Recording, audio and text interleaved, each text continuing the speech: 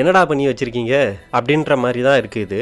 ஒரு 2-3 நாளைக்கு முன்னாடி டிவிகே சார்பில் தஞ்சாவூரில் நடந்த நிர்வாகிகள் சந்திப்பு கூட்டத்தில் விஜய் அவர்கள் வந்து சில தேர்தல் வாக்குறுதிகளை அறிவிச்சிருந்தார்.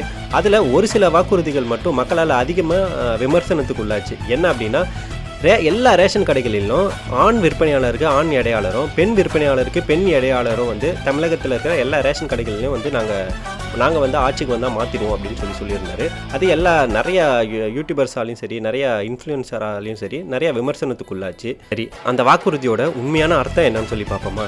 எல்லா ரேஷன் கடையிலையும் நம்ம 2 பேரை பார்க்க முடியும். என்னென்னா வந்து ஒருத்தர் வந்து பில்லு போடுவாங்க, இன்னொருத்தர் வந்து அதை எடை போட்டு அந்த பொருளை கொடுப்பாங்க. ஸோ ஆண் விற்பனையாளருக்கு ஆண் இடையாளரும், பெண் விற்பனையாளருக்கு பெண் இடையாளரும் அப்படின்றது தான் அதோட மீனிங். இதை தப்பாக புரிஞ்சுக்கிட்ட சில தற்கூறிங்க ஆண் வரிசைக்கு ஆண் விற்பனையாளரும், பெண் வரிசைக்கு பெண் விற்பனையாளரும் அப்படின்னு சொல்லி தப்பாக புரிஞ்சுக்கிட்டு கிண்டல் பண்ணிட்டு இருக்காங்க. ஸோ உண்மையாலே விஜய் அவர்கள் சொன்னது தப்பாக கன்வே ஆயிருக்கா, இல்லை அது தப்பாக கன்வே பண்ணப்பட்டிருக்கா அப்படின்றத கமெண்ட்ஸில் தெரியப்படுத்துங்க. Thank you, bye bye. இப்படி சொன்னா எப்படி சார்? கேட்கறவங்களாம் என்ன கேசரி சாப்பிட்றாங்கன்னு நினைச்சிங்களா?